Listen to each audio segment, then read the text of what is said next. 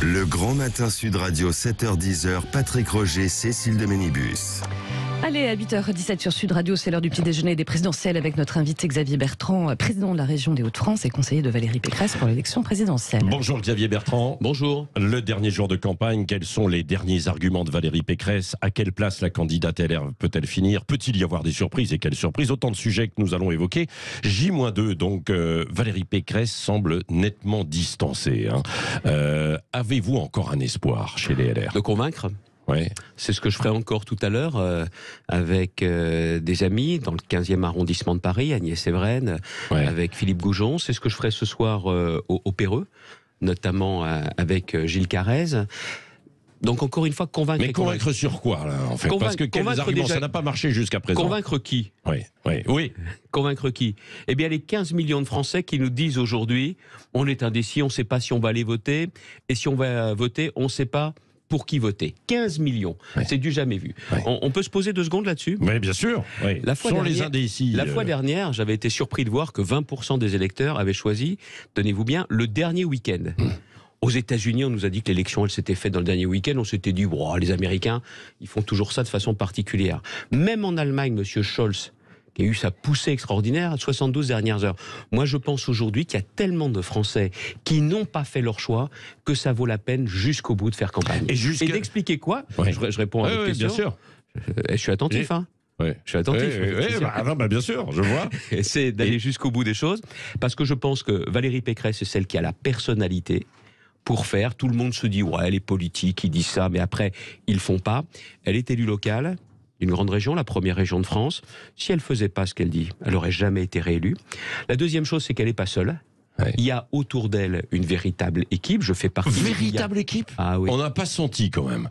Vous avez mouillé la chemise, sans doute, mais il y en a d'autres qui ne l'ont pas fait, si. Alors, si nous, on n'a pas d'équipe, alors les autres, il faut m'expliquer où est leur bande touche. Ça n'existe pas.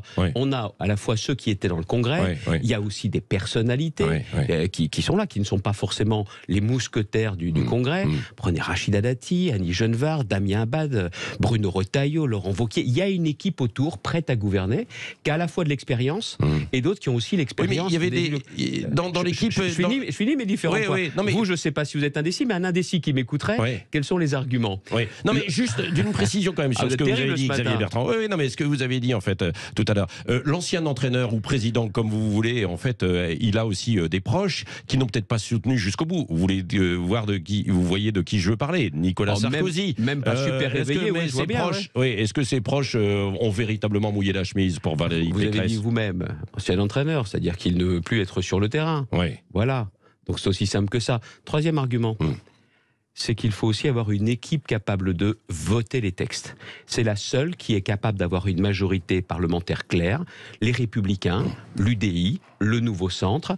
Et je le vois hier, j'ai rencontré des candidats aux législatives qui sont motivés et prêts à voter des textes pour les 100 premiers jours. Pas au bout de 5 ans, parce que les Français nous disent « Oui, d'accord, mais enfin, vous allez mettre ça en place, on verra pas le changement dans les 100 premiers jours. » Et puis le plus important, le projet. J'en parlais encore ce matin avant d'arriver. Quelqu'un me disait, c'est vrai que votre projet, quand on le regarde, c'est celui qui apporte de vraies réponses. Alors vous voyez, ce sont ces 4 éléments-là que jusqu'au bout, avec mes amis, je vais m'évertuer à faire connaître. Bon, mais quand je regarde les projets, et on va voir dans un instant, ils ressemblent aussi un petit peu sur certains aspects à Emmanuel Macron, quoi. Mais attendez, vous pouvez me dire ça sans sourire, là, vous? Oui. Non, mais si, sur la retraite. Bon, on va pas tout détailler pour les auditeurs, mais quand on regarde, il y a vous quand même, dites ça sans sourire. Il y a de la proximité avec Emmanuel Macron, non?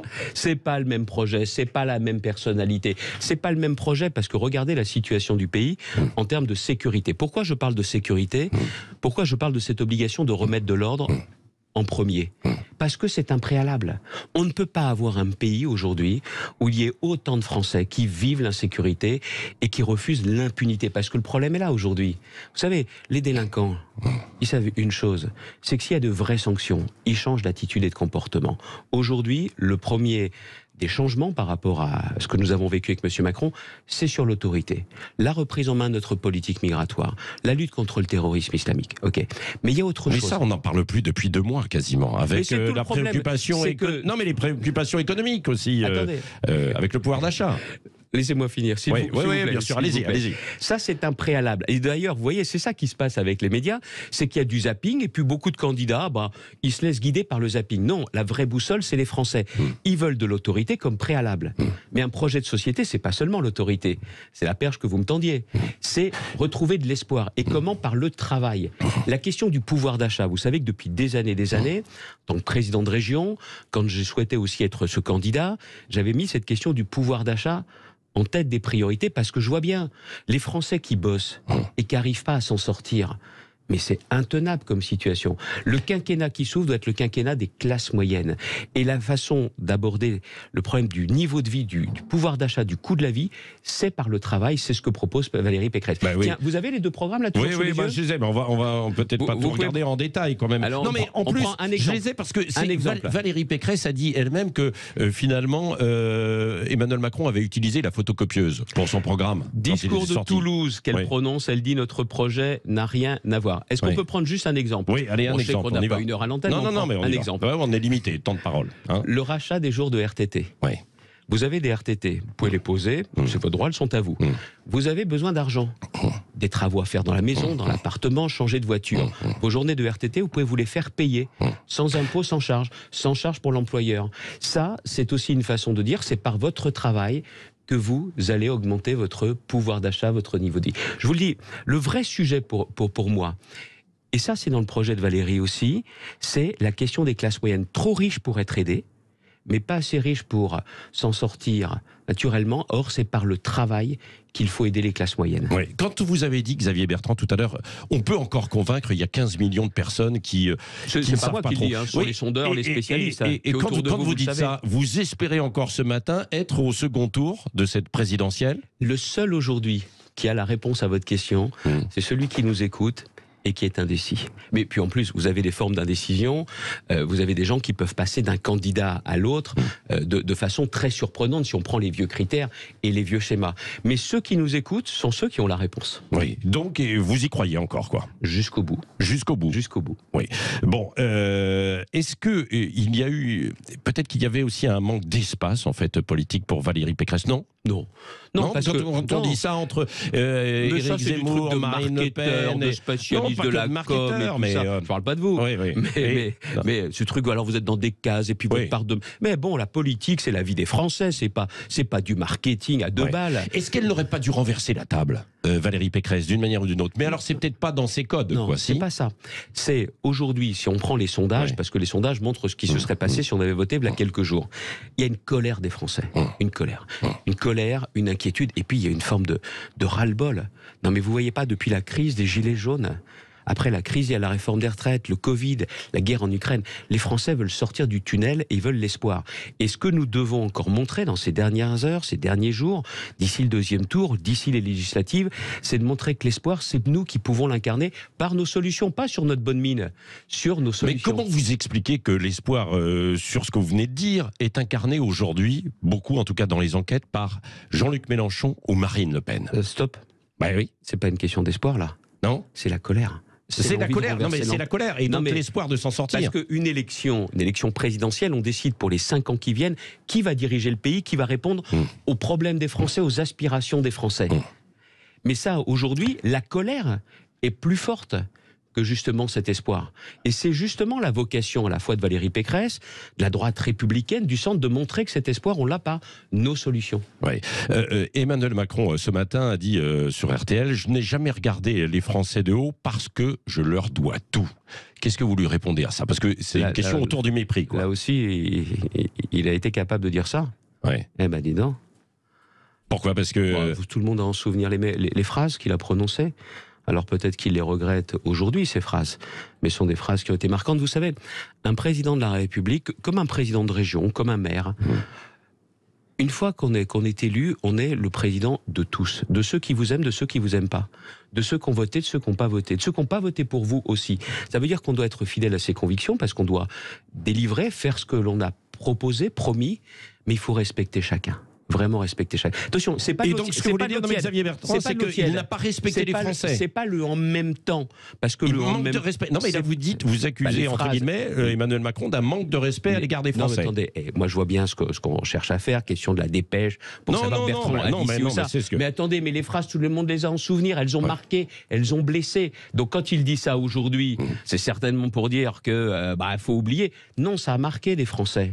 Et encore une fois, on est dans un pays qui est si tendu, si fracturé. Mais bon sang, le rôle des responsables. Encore une fois, c'est pas l'eau tiède. On a besoin de décisions fortes en matière d'autorité, de travail. On a besoin de décisions fortes pour changer la gouvernance de ce pays. Écoutez, moi, je ne vais pas être dans un match Paris-Province.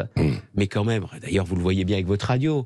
Tout ne doit pas être décidé à Paris dans le bureau du président de la République. C'est la République des territoires. Notre vie quotidienne, la santé, la culture, le logement, les transports, il y en a marre que tout soit décidé à Paris. On a besoin de ces changements en profondeur. Est-ce que l'hypothèse d'un duel d'extrême, Mélenchon-Le Pen, est farfelue ce matin ? Rien n'est exclu au moment où l'on parle, quand il y a aujourd'hui tant d'indécis, et où aujourd'hui les Français sont à se dire très clairement... on ne sait pas pour qui voter. Je pense que les conversations qu'il y aura pendant tout le week-end, entre amis, entre voisins, entre membres de la même famille, vont atteindre un niveau record, si tant est que beaucoup de ces Français s'intéressent vraiment à la politique d'ici la présidentielle. Et l'abstention, elle est due à quoi alors justement ? À une forme de ras-le-bol ou aussi parce qu'il n'y a pas eu de campagne ou peut-être pas suffisamment ? Non, c'est un point important que vous soulevez. Oui. Vous savez, il y a toujours, on le dit, vous parliez tout à l'heure de marketing, d'offres et de demande. Là, c'est comme si la politique procédait de la demande. C'est-à-dire qu'on essaye de se caler sur « Ah tiens, vous voulez que je vous parle de ci, vous voulez que je vous parle de ça ». La politique doit procéder de l'offre. Un vrai projet mobilisateur. Et c'est ce que je retrouve moi dans le projet de Valérie. Oui. Et c'est vrai que toute la difficulté, ça a été de montrer que le projet permet justement de redessiner une France où chacun trouve vraiment sa place. Oui. Moi, vous savez, je suis un militant de l'escalier social, parce que c'est mon histoire, c'est l'histoire de ma famille. C'est dans notre projet. Est-ce que tout le monde l'a compris ? Pas sûr. Mais est-ce que Valérie Pécresse a été capable d'incarner les idées que vous défendiez, là, justement, sur ce pouvoir d'achat, sur ces classes sociales ? Est-ce qu'elle est vraiment la candidate de ces classes sociales ? Je n'ai pas besoin de vous dire combien d'heures j'ai dormi cette nuit. Vous croyez que je serais là ce matin si j'y croyais pas à fond ? Oui. Bon, franchement. Xavier Bertrand, s'il y avait un duel Macron-Le Pen, est-ce que vous donneriez des consignes de vote claires ? Et ça, c'est le jeu. Bon, alors attendez... Non, mais bon, attendez. On ne sait pas encore quel sera le résultat, mais au cas où, comment vous voulez que les gens se mobilisent et se motivent ? Moi, c'est ça aussi ma question, c'est jusqu'au bout.